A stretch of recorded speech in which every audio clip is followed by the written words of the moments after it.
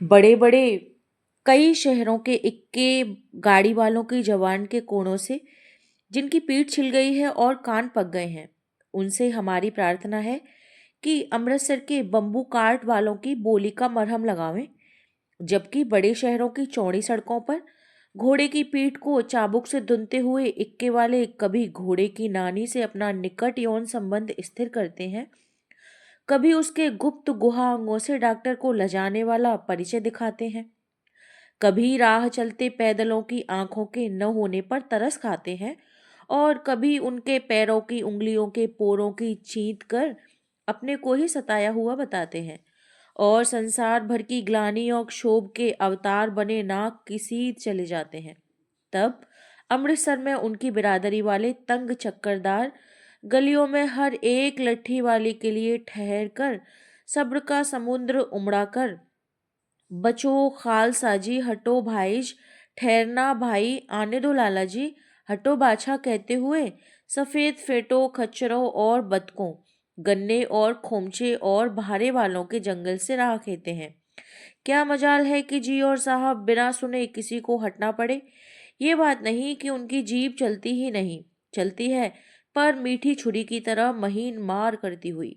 यदि कोई बुढ़िया बार बार चिटौनी देने पर भी लीक से नहीं हटती तो उनकी बचनावली के ये नमूने हैं।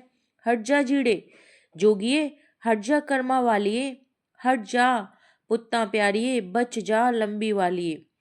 समष्टि में इसका अर्थ है कि तू जीने योग्य है, तू भाग्यों वाली है, पुत्रों को प्यारी है, लंबी उम्र तेरे सामने है, तू क्यों मेरे पहियों के नीचे आना चाहती है, बच जा। ऐसे बम्बू काट बालों के लिए बीच में होकर एक लड़का और एक लड़की चौक की दुकान पर आ मिले। उसके बालों और उसके ढीले सुथने से जान पड़ता था कि दोनों सिख हैं। वह अपने मामा के केश धोने के लिए दही लेने आया था, और यह रसोई के लिए बढ़िया। दुकानदार एक परदेसी से गुथ रहा था जो शेर भर गीले पापड़ों की गड्डी गिने बिना हटता न था। तेरा घर कहाँ है? मगरी में। और तेरा? मांझे में। यहाँ कहाँ रहती है? अंतर सिंह की बैठक में। वह मेरे मामा होते हैं। मैं भी मामा के यहाँ आया हूँ। उनका घर गुरु बाजार में है। इतने में दुकानदार निपटा और इनका सौदा देने लगा। सौदा लेकर दोनों साथ साथ चले। कुछ दूर जाकर लड़के ने मुस्कुराकर कहा, तेरी कुड़माई हो गई? इस पर लड़की कुछ आंखें चढ़ाकर धत कहकर दौड़ गई और लड़का मुंह देखता रह गया। दूसरे तीसरे दिन सब्जी वाले के यहाँ या दूध वाले के यहाँ अकस्मात दोनों मिल जाते। महीना भर यही हाल चलता रहा। दो तीन बार लड़के ने पूछा, तेरी कुड़माई हो गई? और उत्तर में वही धत मिला। एक दिन जब फिर लड़के ने वैसी ही हंसी में चिढ़ाने के लिए पूछा तो लड़की लड़के की संभावना के विरुद्ध बोली, हाँ हो गई। कब? कल। देखते नहीं ये रेशम से कड़ा हुआ सालू। लड़की भाग गई। लड़के ने घर की सीध ली। रास्ते में एक लड़के को मोरी में धकेल दिया। एक छाबड़ी वाले की दिन भर की कमाई खोई। एक कुत्ते को पत्थर मारा और गोभी वाले ठेले में दूध उड़ेल दिया। सामने नहाकर आती हुई किसी वैष्णवी से टकराकर अंधे की उपाधि पाई। तब कहीं जाकर घर पहुंचा। होश में आओ, कयामत आई है और लपटन साहब की वर्दी पहनकर आई है। क्या? लपटन साहब या तो मारे गए हैं या कैद हो गए हैं। उनकी वर्दी पहनकर कोई जानवर आया है। सूबेदार ने इसका मुंह नहीं देखा, मैंने देखा है और बातें की हैं। सोहरा साफ उर्दू बोलता है, पर किताबी उर्दू, और मुझे पीने को सिगरेट दिया है। तो अब मारे गए, धोखा है। सूबेदार कीचड़ में टक्कर काटते फिरेंगे और यहाँ खाई पर धावा होगा, उधर उन पर खुले में धावा होगा। उठो, एक काम करो, पलटन में पैरों के निशान देखते देखते दौड़ जाओ। अभी बहुत दूर न गए होंगे। सूबेदार से कहो कि एकदम लौट आवे। खंदक की बात झूठ है, चले जाओ। खंदक के पीछे से ही निकल जाओ, पत्ता तक न खुड़के। देर मत करो। हुक्म तो ये है कि यहीं ऐसी तैसी हुक्म की। मेरा हुक्म है जमादार लहना से जो इस वक्त यहाँ सबसे बड़ा अफसर है, उसका हुक्म है। मैं लेफ्टिनेंट साहब की खबर लेता हूँ। पर यहाँ तो तुम 8 ही हो। 8 नहीं, 10 लाख। एक एक अकालिया सिख 1.25 लाख के बराबर होता है। चले जाओ। लौटकर खाई के मुहाने पर लहना सिंह दरबार दीवार से चिपक गया। उसने देखा कि लेफ्टिनेंट साहब ने जेब से बैल के बराबर 3 गोले निकाले, तीनों को जगह जगह खंदक की दीवारों में घुसेड़ दिया और तीनों में एक तार सा बांध दिया।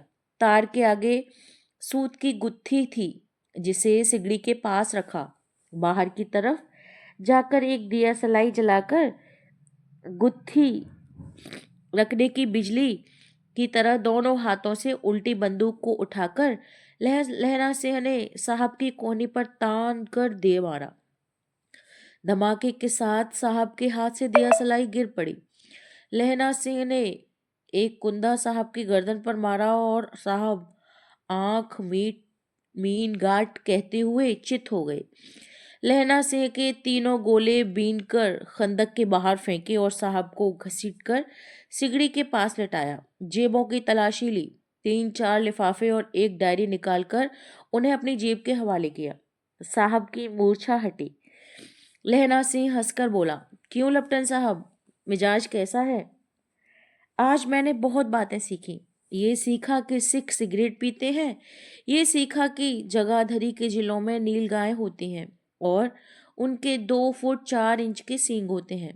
ये सीखा कि मुसलमान खानसामा मूर्तियों पर जल चढ़ाते हैं और लेफ्टिनेंट साहब खोते पर चढ़ते हैं। पर यह तो कहो, ऐसी साफ उर्दू कहाँ से सीख आए? हमारे लेफ्टिनेंट साहब तो बिना डैम के 5 लफ्ज भी नहीं बोला करते। लहना सिंह ने पतलून की जेबों की तलाशी नहीं ली थी। साहब ने मानो जाड़े से बचने के लिए दोनों हाथ जेबों में डाले। लहना सिंह कहता गया, चालाक तो बड़े हो, पर मांझे का लहना इतने बरस लेफ्टिनेंट साहब के साथ रहा है, उसे चकमा देने के लिए 4 आंखें चाहिए। 3 महीने हुए एक तुर्की मौलवी मेरे गांव में आया करता था। औरतों को बच्चे होने का ताबीज बांटता था और बच्चों को दवाई देता था। चौधरी के बड़के नीचे मंजा बिछाकर हुक्का पीता रहता था और कहता था कि जर्मनी वाले बड़े पंडित हैं, वेद पढ़ पढ़ कर उसमें से विमान चलाने की विद्या जान गए हैं। गौ को नहीं मारते, हिंदुस्तान में आ जाएंगे तो गौ हत्या बंद कर देंगे। मंडी के बनियों को बहकाता था कि डाकखाने से रुपए निकाल लो, सरकार का राज्य जाने वाला है। डाक बाबू पोल्हू राम भी डर गया था। मैंने मुल्ला की दाढ़ी मूछ दी थी और गांव से बाहर निकालकर कहा था कि जो मेरे गांव में अब पैर रखा तो साहब की जेब में पिस्तौल चला और लहना की जांग में गोली चली। इधर लहना की हेनरी मार्टिन के 2 फायरों ने साहब की कपाल क्रिया कर दी। धड़ाका सुनकर सब दौड़ाए। बोधा चिल्लाया, क्या है? लहना सिंह में तो उसे तो यह कहकर सुला दिया कि एक खड़का कुत्ता आया था, मार दिया, और औरों से सब हाल कह दिया। बंदूकें लेकर सब तैयार हो गए। लैना ने साफा फाड़ कर घाव के दोनों तरफ पट्टियां कस कर बांधी। घाव मांस में ही था। पट्टियों के कसने से लूह बंद हो गया। इतने में 70 जर्मन चिल्लाकर खाई में घुस पड़े। सिखों की बंदूकों की बाढ़ ने पहले धावे को रोका, दूसरे को रोका, पर यहाँ थे 8। लहना सिंह तक तक कर मार रहा था। वो खड़ा था और लेटे हुए थे और वे 70 अपने मुर्दा भाइयों के शरीर पर चढ़कर जर्मन आगे घुसे आते थे। थोड़े मिनटों में वे अचानक आवाज आई, वाह गुरुजी की फतह, वाह गुरु दी का खालसा, और धड़ाधड़ बंदूकों के फायर जर्मनों की पीठ पर पड़ने लगे। ऐन मौके पर जर्मन 2 चक्कों के पाटों के बीच में आ गए। पीछे से सूबेदार हजारा सिंह के जवान आगे से आग बरसाते थे और सामने से लहना सिंह के साथियों के संगीन चल रहे थे। पास आने पर पीछे वालों ने भी संगीन पिरोना शुरू कर दिया। एक किलकारी और अकाल सिखा दी फौज आई। वाह गुरुजी दी फतह, वाह गुरुजी दी खालसा, सत्य श्री अकाल पुरुष, और लड़ाई खत्म हो गई। 63 जर्मन या तो खेत जोत रहे थे या करा रहे थे। सिखों में 15 के प्राण गए। सूबेदार के दाहिने कंधे में से गोली आर पार निकल गई। लहना सिंह की पसली में एक गोली लगी। उसने घाव को खंदक की गीली मिट्टी से पूर लिया और बाकी का साफा कसकर कमरबंद की तरह लपेट लिया। किसी को खबर नहीं हुई कि लहना के दूसरा घाव भारी घाव लगा है। लड़ाई के समय चांद निकल आया था, ऐसा चांद जिसके प्रकाश से संस्कृत कवियों का दिया हुआ क्षयी नाम सार्थक होता है और हवा ऐसी चल रही थी कि जैसे कि बाण भट्ट की भाषा में दंतवीणो पदेशाचार्य कहलाती। वजीरा से कह रहा था कि कैसे मन मन भर फ्रांस फ्रांस की भूमि मेरे बूटों से चिपक रही थी। और जब मैं दौड़ा दौड़ा सूबेदार के पीछे गया, सूबेदार लहना सिंह से सारा हाल सुन और कागजात पाकर उसकी तुरंत बुद्धि को सराह रहे थे और कह रहे थे कि तू ना होता तो आज सब मारे जाते। इस लड़ाई की आवाज 3 मील दाहिनी ओर की खाई वालों ने सुन ली थी। उन्होंने पीछे टेलीफोन कर दिया। वहां से झटपट 2 डॉक्टर और 2 बीमार ढोने की गाड़ियां चली, जो कई 1.5 घंटे के अंदर अंदर आ पहुंची। फील्ड अस्पताल नजदीक था, सुबह होते होते वहां पहुंच जाएंगे। इसीलिए मामूली पट्टी बांधकर एक गाड़ी में घायल लिटाए गए और दूसरी में लाशें रखी गईं। सूबेदार ने लहना सिंह की जांघ में पट्टी बंधवानी चाहिए। बोध सिंह ज्वर से बर्रा रहा था, पर उसने ये कहकर टाल दिया कि थोड़ा घाव है, सवेरे देखा जाएगा। वो गाड़ी में लटाया गया। लहना को छोड़कर सूबेदार जाते नहीं थे। यह देख लहना ने कहा, तुम्हें बोधा की कसम है और सूबेदारनी जी की सौगंध है तो इस गाड़ी में न चले जाओ, और तुम मेरे लिए वहां पहुंचकर गाड़ी भेज देना। और जर्मन मुर्दों के लिए भी तो गाड़ियां आती होंगी। मेरा हाल बुरा नहीं है, देखते नहीं मैं खड़ा हूँ, वजीरा सिंह मेरे पास ही है। अच्छा, पर बोधा गाड़ी पर लेट गया। भला आप भी चढ़ाओ। सुनिए तो, सूबेदारनी होरा को चिट्ठी लिखो तो मेरा मत्था टेकना लिख देना, और जब घर जाओ तो कह देना कि मुझसे जो उन्होंने कहा था वो मैंने कर दिया। गाड़ियां चल पड़ी थी। सूबेदार ने चढ़ते चढ़ते लहना का हाथ पकड़कर कहा, तूने मेरे और बोधा के प्राण बचाए हैं, लिखना कैसा, साथ ही घर चलेंगे। अपनी सूबेदारनी से तू कह देना उसने क्या कहा था। अब आप गाड़ी पर चढ़ जाओ, मैंने जो कहा वो लिख देना और कह भी देना। गाड़ी के जाते ही लहना लेट गया। वजीरा पानी पिला दे और मेरा कमरबंद खोल दे, तर हो रहा है। मृत्यु के कुछ समय पहले स्मृति बहुत साफ हो जाती है। जन्म भर की घटनाएं के करके सामने आती हैं। सारे दृश्यों के रंग साफ होते हैं। समय की धुंध बिल्कुल उन पर से हट जाती है। लहना सिंह 12 वर्ष का है।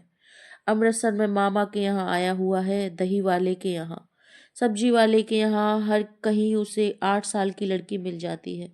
जब वो पूछता है कि तेरी कुड़माई हो गई, तब वो धत कहकर भाग जाती है। एक दिन उसने वैसे ही पूछा तो उसने कहा, हाँ कल हो गई, देखते नहीं, ये रेशम के फूलों वाला सालू। ये सुनते ही लहना सिंह को दुख हुआ, क्रोध आया। क्यों हुआ? वजीरा सिंह पानी पिला दे। 25 वर्ष बीते, अब लहरा सिंह 77 राइफल्स में जमादार हो गया है। उस 8 वर्ष की कन्या का ध्यान ही न रहा। न मालूम वह कभी मिली थी या नहीं। 7 दिन की छुट्टी लेकर जमीन के मुकदमे की पैरवी करने वो घर गया। वहां रेजिमेंट के अफसर की चिट्ठी मिली, फौरन चले आओ। साथ ही सूबेदार हजारा सिंह की चिट्ठी मिली कि मैं और बोधा सिंह भी नाम पर जाते हैं, लौटते हुए हमारे घर होते आना, साथ चलेंगे।